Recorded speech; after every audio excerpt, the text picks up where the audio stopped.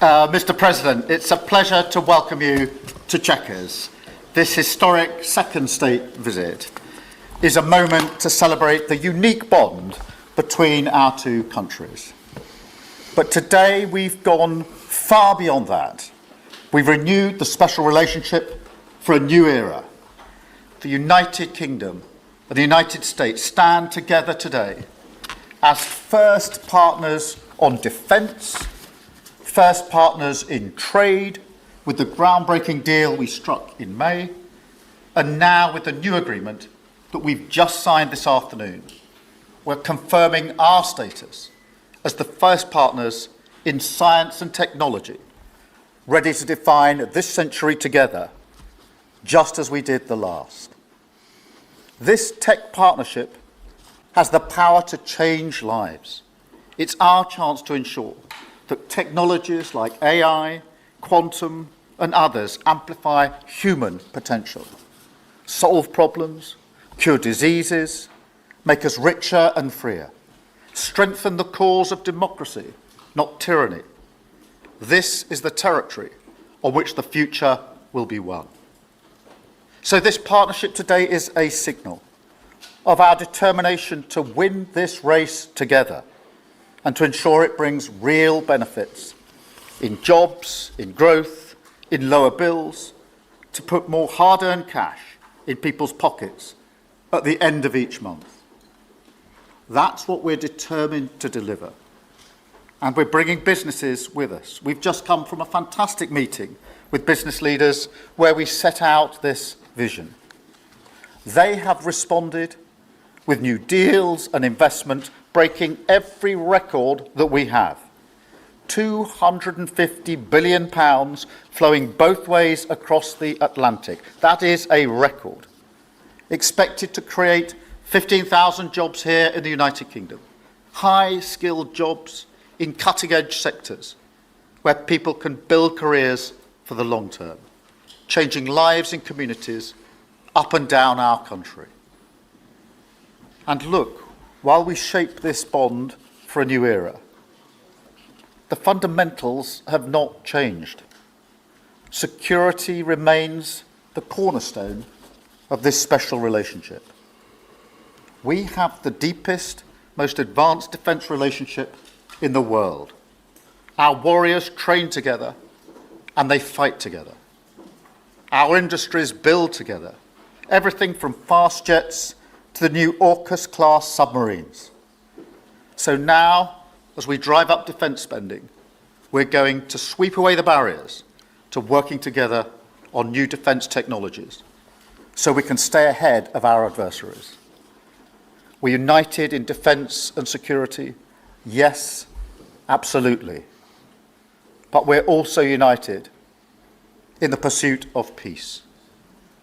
We are working together to end the humanitarian catastrophe in the Middle East, get the aid in, free the hostages, and ultimately bring Israel and the region back towards a comprehensive plan which can deliver peace and security for Israelis and Palestinians alike. We're also working together to end the killing in Ukraine. In recent days, Putin has shown his true face, mounting the biggest attacks since the invasion began, with yet more bloodshed, yet more innocents killed, and unprecedented violations of NATO airspace. These are not the actions of someone who wants peace. So we've discussed today how we can build our defences further, support Ukraine, and decisively increase the pressure on Putin to get him to agree a peace deal that will last. And President Trump, you have led the way here, and we will continue to stand and work together for security and for peace. Mr. President, next year we'll celebrate the 250th anniversary of the United States. We've come on a long journey together since 1776. But it's no exaggeration to say that the partnership our two nations have built has shaped the world from the beaches of Normandy to the founding of NATO, to the creation of technologies that have revolutionized our lives. Time and time again, it is British and American men and women side by side, changing the path of history and turning it towards our values, towards freedom, democracy, and the rule of law. In Britain, we take huge pride in that. And let's be clear, this relationship is not just about history, it's about the future. It's about the benefits it delivers now and for decades to come, to make our people safer and better off. We've shown today that we're delivering those benefits, improving people's lives. So we will go into that anniversary year more optimistic than ever and more confident than ever about our two great nations and what they can achieve side by side. Thank you. And it is now my pleasure to give the floor to Mr. President. Thank you. Thank you very much, very much. Prime Minister Starmer, Melania and I are tremendously thankful for the wonderful hospitality that you and Lady Starmer have extended today at Chequers. Quite the place, I must say, quite the place. And we're grateful beyond words for the spectacular honor of the state visit yesterday at Windsor Castle, hosted by His Majesty King Charles III and Her Majesty Queen Camilla. These are two fantastic people. We will never forget it. As I said last night, the bond between our countries is like no other anywhere in the world. The United States and the United Kingdom have done more good on this planet than any two nations in human history. That is thanks in large part to the traditions of British liberty, which grew up on these isles, these beautiful, magnificent isles, and were carried by our ancestors to the New World. We're forever joined, and we are forever friends, and we will always be friends. This enduring connection is why I was thrilled that the United Kingdom was the very first country with which we made a historic trade deal, and a very good trade deal. He's a tough negotiator. I think it was a better deal for you than us, but these are minor details. It's a very good deal for both of us. He's a great negotiator who will extend our unparalleled security alliance into the realm of economic security for the first time, and I look forward to finalizing it very soon. We'll have it done very quickly. We have also just signed a historic technology prosperity deal, one of a kind, to ensure our countries lead the next great technological revolution side by side. In fact, we just left the business leaders, the biggest in the world. Some are in this room right now. And that was quite a meeting we had on business and trade and technology. This trip has galvanized $350 billion in deals across many sectors, and we're committed to ensuring that the UK has a secure and reliable supply of the best AI hardware and software on Earth. And we supply that, and we'll make sure we supply it in quantity to the UK. And we also are joining forces on quantum computing and nuclear power, a natural partnership for close allies. The United States, as you probably have heard, is doing better than it has ever done in terms of business and investment. The stock market has hit a new high, as you know, and that's for many, many days out of our fairly short 8 months. And we seem to be hitting new highs, and I think we're going to do much better even as time goes by. Jobs are at a record, and most importantly, we have more than $17 trillion, $17 trillion, and this is during an 8-month period, being invested in the country, which is not only a record, but if you compare $17 trillion to the last year of the Biden administration, they did $250 billion. They didn't do $1 trillion for the 4-year period. We did $17 trillion of investment coming in. A lot of it's because of tariffs, and a lot of it's for a lot of other reasons, but there's never been anything like it. It's an economic superstar. That's what's become. It was mismanaged and badly handled for a long period of time, but it's not badly handled anymore. So that's a record. And remember, that's up until 8 months. We have another few months to go, and that number is going to get significantly higher, especially if we win a certain case that we're waiting to hear. That will be something like the world has never seen. I want to congratulate the United Kingdom on making the vital commitment to spend 5% of GDP on defense at the NATO summit this year. We've worked together very closely in so many ways. I'm very honored to tell you that we've solved 7 wars, wars that were unsolvable, wars that couldn't be negotiated or done. The U.S. has done 7 of them. The one that I thought would be easiest would be because of my relationship with President Putin, but he's let me down. He's really let me down. It was going to be Russia and Ukraine, but we'll see how that turns out. But that turned out to be, I thought it might be among the easiest of the group, but we had settled just about every conflict, and as you know, we're working very hard on Israel and Gaza. All that's happening over there. Complex, but it's going to get done. It'll all get done right. And likewise, Russia and Ukraine will get done. But you never know in war. You know, war is a different thing. Things happen that are very opposite of what you thought.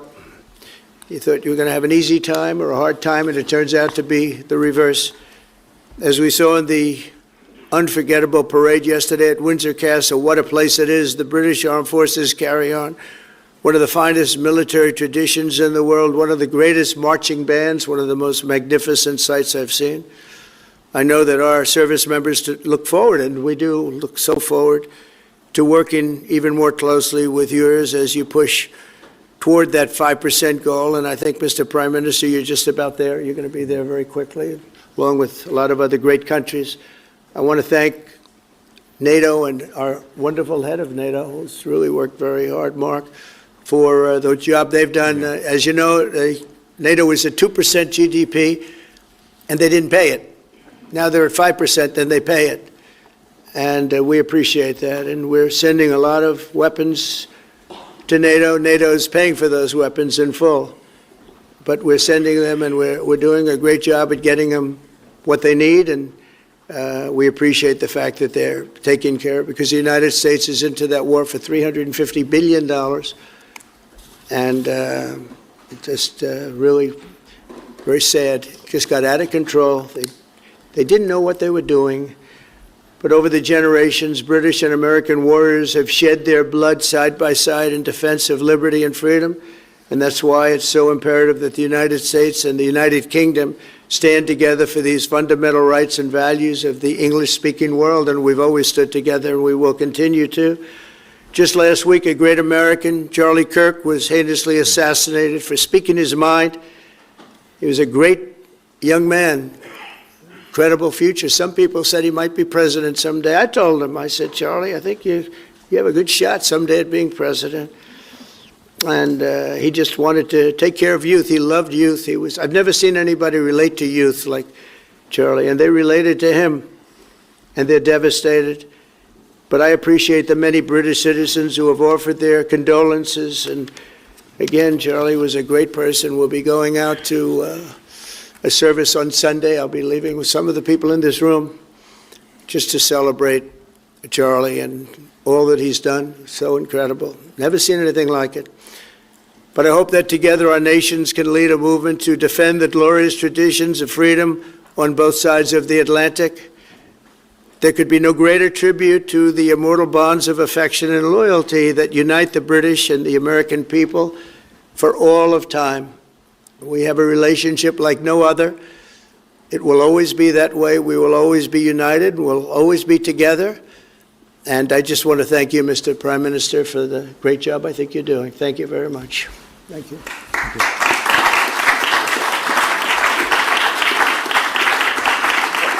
Thank you very much, Mr. President. We're going to take some questions. I'll call 2 or 3 to start with, and then I'll pass over to the President. I've got Chris Mason from the BBC first. Chris. Thank you both. Chris Mason, BBC News. Mr. President, the UK is expected to recognise a Palestinian state in the coming days as the killing in Gaza continues. It often seems that you're the only person that Israel will listen to. What more can you say to them to tell them to stop? And why is the UK's position on a Palestinian state, in your view, wrong? And Prime Minister, what will the recognition of a Palestinian state actually achieve? Is it not just gesture politics to appease people in your own party? Thank you both. Well, Chris, let me just start with that, because we discussed this amongst other things. We had the best part of an hour, I think, upstairs earlier today, just one-to-one, going through a number of affairs, world affairs, in private. And we absolutely agree on the need for peace and a roadmap, because the situation in Gaza is intolerable. The hostages have been held for a very, very long time, and they must be freed. And we need aid to get into Gaza at speed. And so it's within that context of a plan for peace, which we're working hard on, which not only did we discuss this morning, but our two teams have been working together on, that the question of recognition needs to be seen. And so it's part of that overall package which hopefully takes us from the appalling situation we're in now to the outcome of a safe and secure Israel, which we do not have, and a viable Palestinian state. Thank you. Well, simply, I want the hostages released now, right now, not 1, 2, we'll give you 3 more tomorrow, and, you know, like it's been, but we're the ones that got all the hostages released. We got many, many came to the Oval Office, and I've heard stories like I've never thought even possible. There was no humanity, no anything. I said to them, I said, was there any warmth shown during this stay? Like, they offered you a little extra meal, they gave you a little smile, and they said, don't worry, you'll be okay. And every one of them said, not even a little bit. Amazing, you know, to think that during this stay, long stay in some cases. We had a man the other day, 451 days he was there. I always ask that question. And was there any warmth shown? Just a little word of, you know, encouragement. And the answer is every time, absolutely not. I'm shocked to hear it, because in the worst cases, there's always somebody that comes through. We have to remember October 7th, one of the worst, most violent days in the history of the world, not just there, the history of the world. And I got to see the tapes, and I wish I didn't see them, actually, but I got to see them.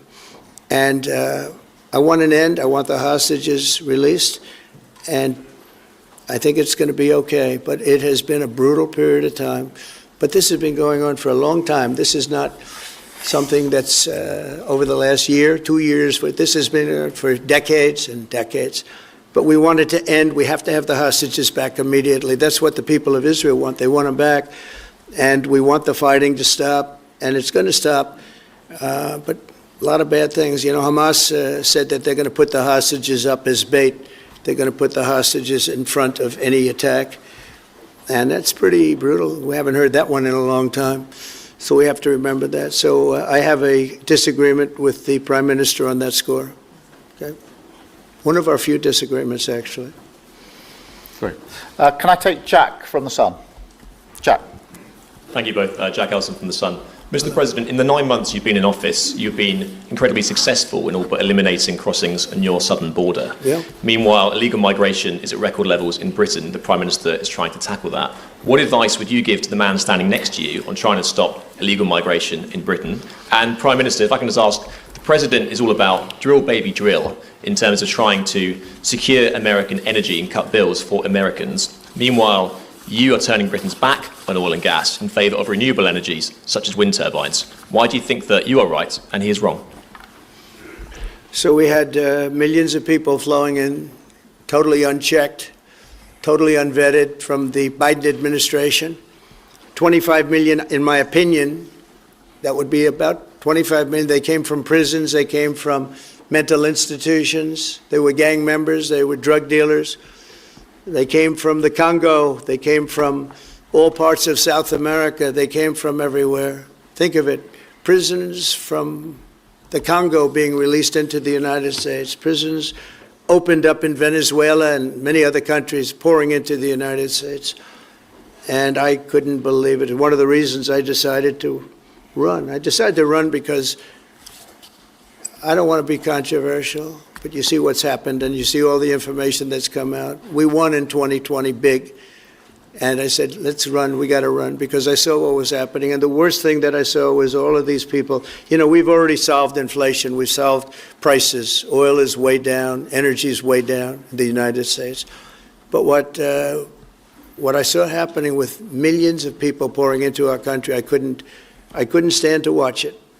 And we've done a great job. Nobody, if you've seen the last, I appreciate your question, by the way, nobody, absolutely zero, and I'm not even sure that's possible, but it's a very liberal group that come out with those statistics. The last 3 months, we had zero.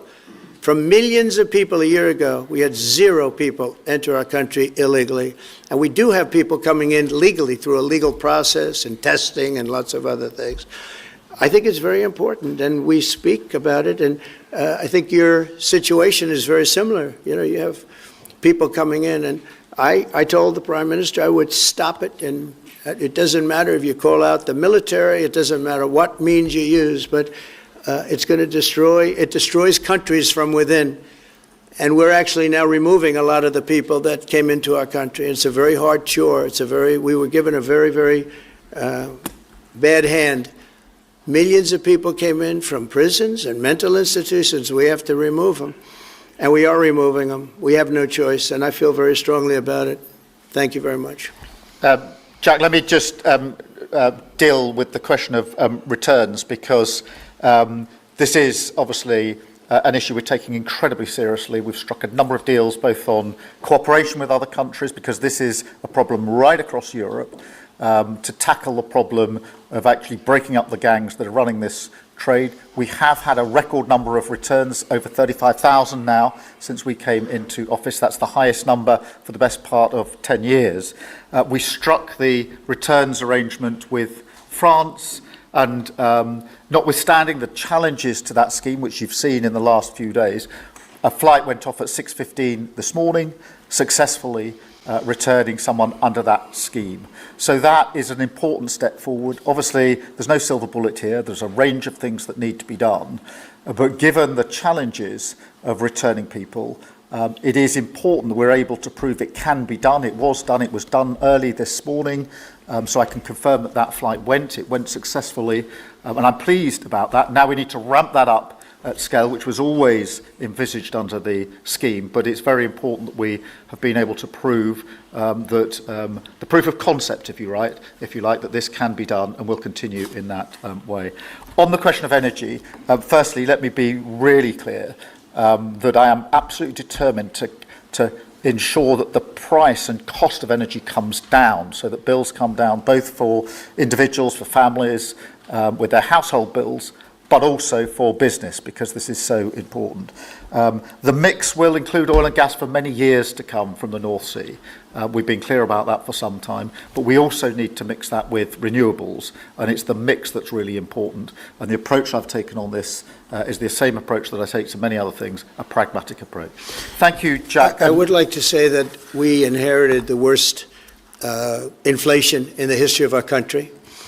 We had inflation, the likes of which we've really never seen. They say 48 years, and I'll accept that, but I really don't. We had the worst inflation in the history of our country, and we had a expression that I used a lot, drill, baby, drill, and as you know, we brought fuel way down, the prices way down, and we don't do wind because wind is a disaster. It's a very expensive joke, frankly, and we got our energy prices way down. That brought the inflation way down, and now we have very little inflation, and we have a very, very strong economy. So that was very important. Drill, baby, drill. And you have a great asset here, and we spoke about it. It's called the North Sea.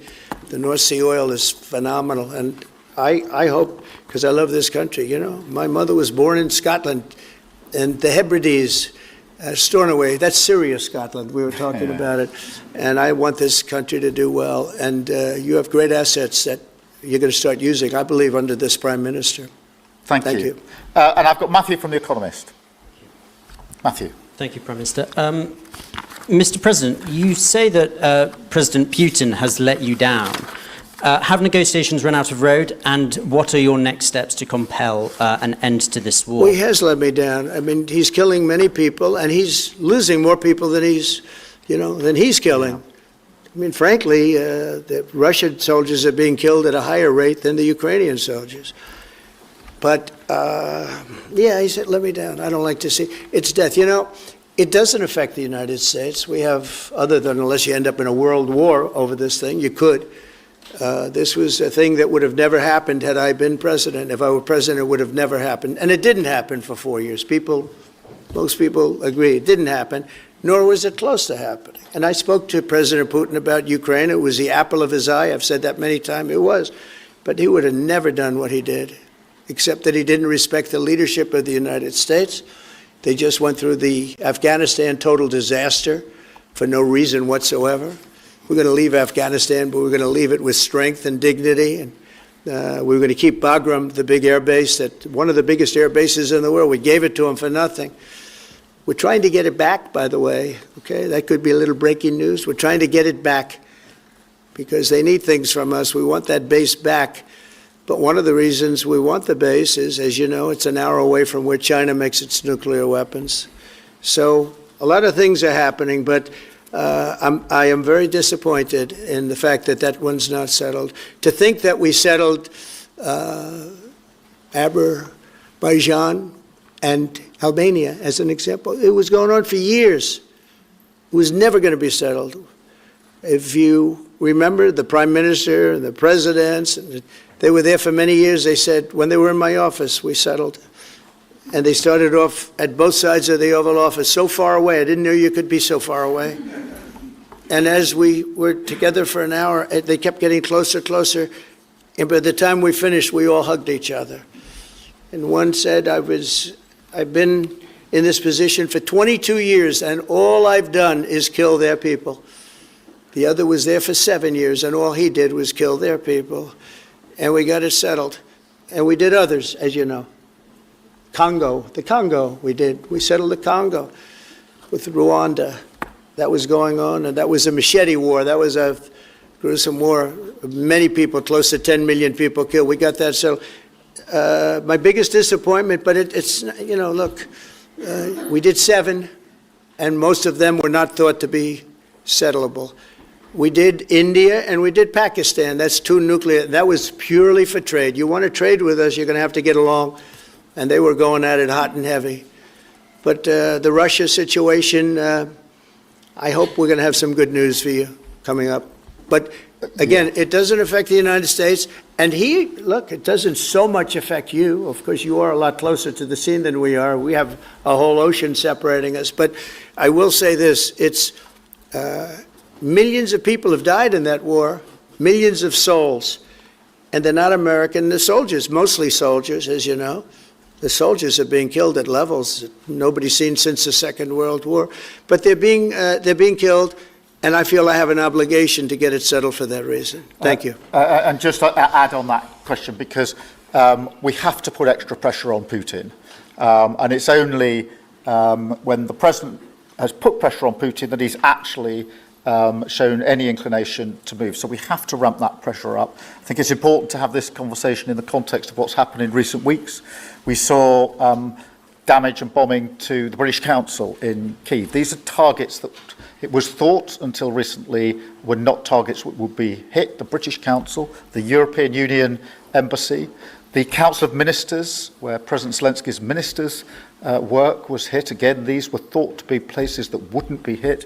And then the incursion into Poland last week. And if you put that together, what you can see is either an emboldenment or at least an increased recklessness on Putin's part. And that's why I said earlier that they're not the actions of someone who wants peace. So we have to ramp up. And we discussed earlier today, we have built the coalition of the willing with British leadership and French leadership, stepping up with military planning in the seas, in the sky, on the ground, and ramping up what we do with the Ukrainians themselves.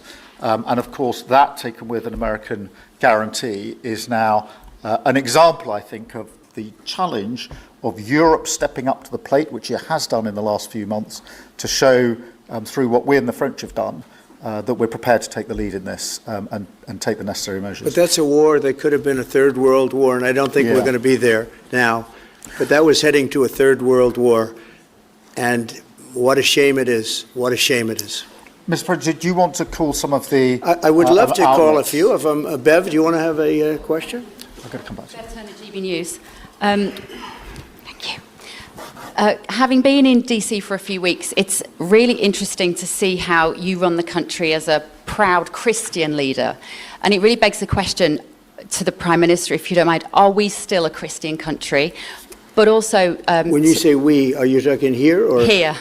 The Here? UK. I'm still British. I might I'd live in rather have America. I'm him still answer British. that question. But also, I can't give you that answer. that's for the Prime Minister. But also, despite what we talked about in Scotland a few weeks ago, we still have 12,000 people a year here being arrested for social media posts, for free speech violations. Does that not remain an important area that there is still a lot of disagreement on? I'd like to have you answer that. Yeah, look, I mean, in terms of a Christian country, I was christened, so that is, my church has been all my life, and we are, that is wired into our informal constitution. Of course, we celebrate many other faiths as well, and I'm really proud that we're able to do so as a country. And on free speech, that has long lived in this country, free speech. It's one of the founding values of the United Kingdom, and we protect it jealously and fiercely, and always will, and we will bear down on any limits on free speech. I draw a limit between free speech and the speech of those that want to peddle paedophilia and suicide social media to children, and therefore I'm all for free speech. I'm also for protecting children from things that will harm them, paedophiles, those that peddle suicide, which has had a terrible consequence for individual, particularly teenagers. And so that's the balance we strike. But we have had freedom of speech in this country for a very long time, and we will always protect it. Thank you. Thank you very much. Brian, please. Thank you. Prime Minister, it's good to see you again. You have a beautiful country. Thanks for having us. Thank you for being Two here. questions. One, just recently, President Trump labeled Antifa domestic terrorists. Would you consider doing something like that in your country? Well, we obviously will take decisions for ourselves. I don't want to comment on the decisions of the President, but we take our decisions ourselves. And my question to you, President Trump, is there any update on the auto pen? Yeah, it's just gotten worse from their standpoint. The people that used it, and one in particular, one person, was never told by Biden to do it. Only spoke to Biden twice, and that was just talking about the weather, not talking about any order. And he was taking orders from people other than Joe Biden. Joe Biden wasn't giving those orders. Joe Biden didn't believe in open borders. He didn't. I've known him for a long time. He was never the brightest bulb in the ceiling, as we know. You can go back 40 years ago and you'll see that. Go back and take a look at the hearings on Justice Thomas, and you'll see that very much. But he didn't believe in open borders and all of this nonsense that they're peddling now, which is why they're not in office any longer. It's a shame. The auto pen was illegal. It was illegally used. He never gave the orders. He never told them what to do. And I guess the only one he signed, or one of the few he signed, was the pardon for his son. But you had the congressman who, when they got the information, they found out they were guilty, and they deleted and destroyed all information, everything. You couldn't get any of it. They found out that Nancy Pelosi actually was offered the 10,000 soldiers, and she turned them down. They found out many things that were very bad. So they deleted and destroyed all information. You talk about freedom of the press and freedom of speech. How about that one? And there's not a thing. This is after a year and a half of hearings. They destroyed everything. And somebody's got to be held responsible. So Biden, what he did is they knew, I don't think he knew, but somebody knew. I don't think Biden had a clue about anything, if you want to know the truth. But they gave a pardon to those Congress people. They gave a pardon. Those people are so guilty. They gave a pardon, but Biden didn't know about it. The people, whether it's Lisa or any of those people in there that really ran it. I know them all. And they're sick people. They're smart people. They're very smart. They're probably brilliant, but they're sick in ideology. And they were running the auto pen. And it was totally illegal what he did. And I hope it's going to be so adjudged. Do you want to take one more and then I'll Okay. go back to British? Let's see. Peter, go ahead. Thank you, President Trump. In the deal that you're working on for the Chinese to sell TikTok to Yeah. an American buyer, Yeah. are the Americans going to have to come up with their own algorithm, or are they going to continue to use the successful but addictive Chinese algorithm? So what we're doing, and we're speaking to President Xi on Friday to see if we can finalize something on TikTok, because there is tremendous value, and I hate to give away value, but I like TikTok. It helped get me elected. In fact, Charlie said, "Sir, you ought to get on TikTok. You'd be great." I said, "Really? Tell me about TikTok." And we, as you know, we did unbelievably well with youth, like at a level that no Republican has ever even dreamt of. And in what, look, I think we won it for a lot of reasons, but that was a reason we won the election by such a big number. TikTok has tremendous value. The United States has that value in its hand because we're the ones that have to approve it. I specifically get the right to approve it. The people that are investing it are among the greatest investors in the world, the biggest, the richest, and they'll do a great job. And we're doing it in conjunction with China. But we are getting, the United States is getting a tremendous fee plus, I call it a fee plus, for just making the deal. And I don't want to throw that out the window. I can say this, that you'll have a lot of very unhappy youth. And I use TikTok very legitimately, very straight, just statements every day, little statements, short statements. "Sir, make it short, please." And TikTok Jack, we call him. He was pretty good.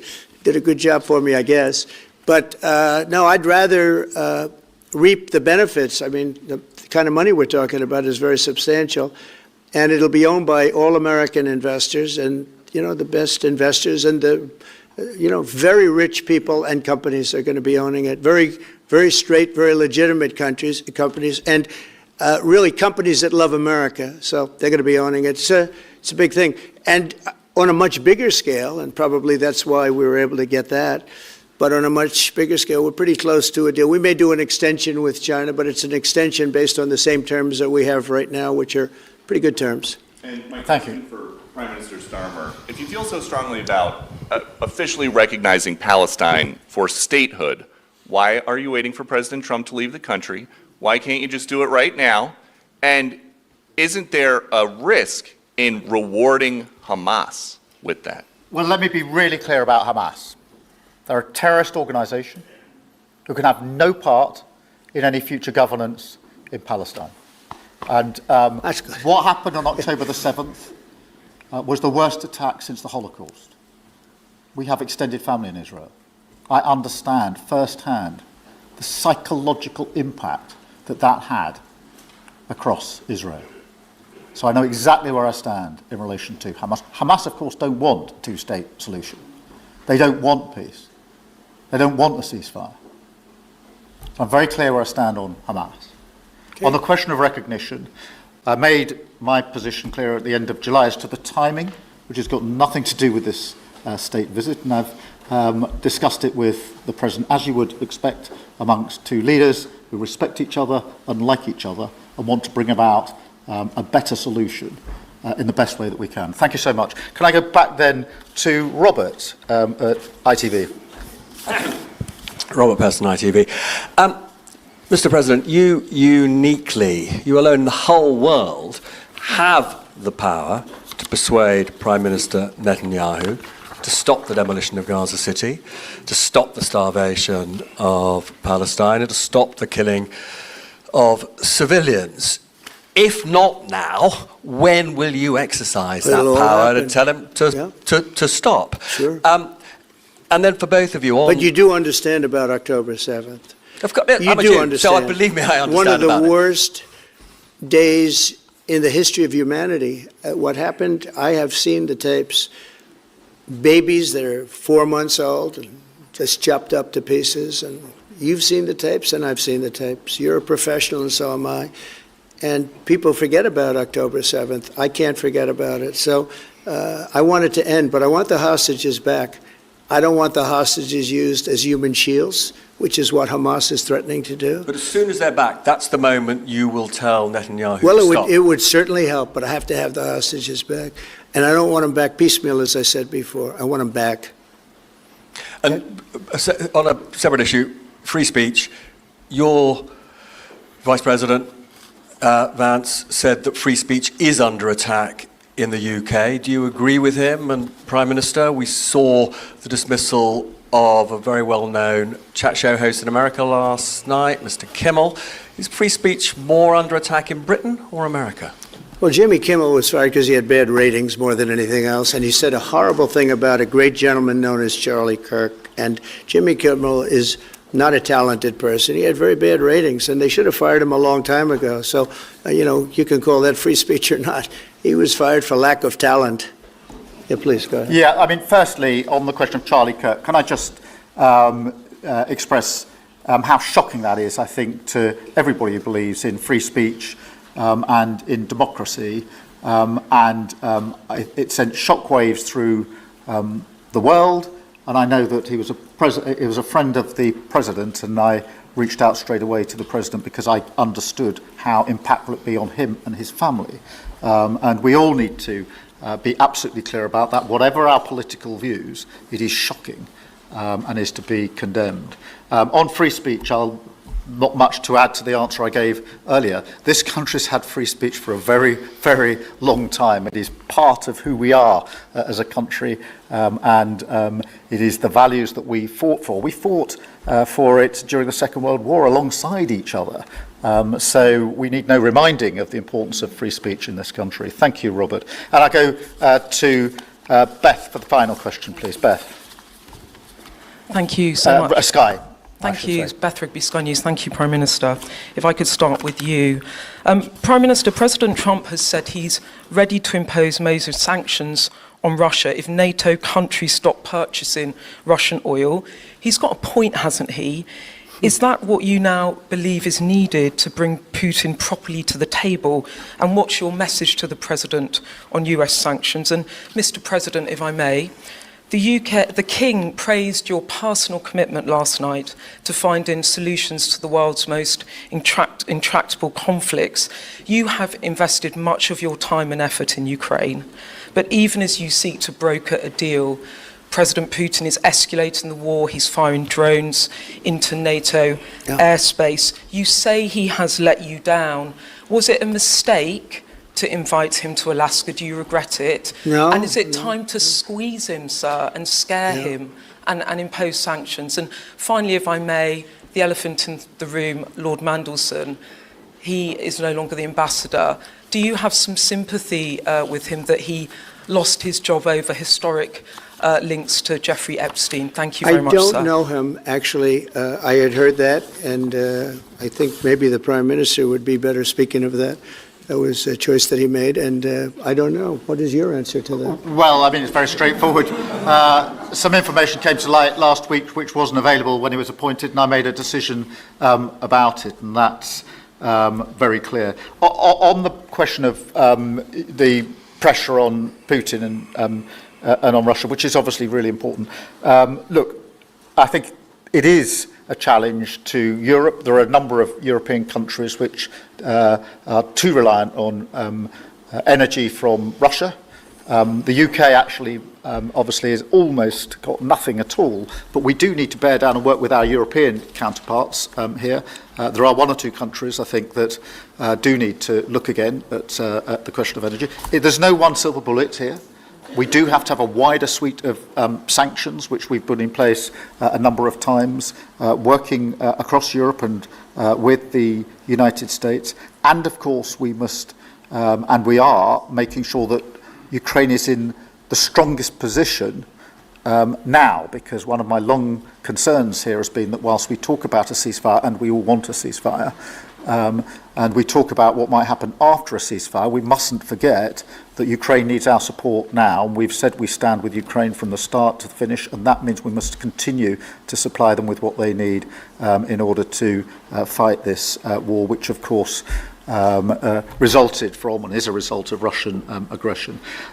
We have particularly done the sort of leadership role in the coalition of the willing, so that if there is a ceasefire and if there is a deal, and I do hope there is, that is then lasting and not then broken, because given previous history, I don't trust Putin. Thank you.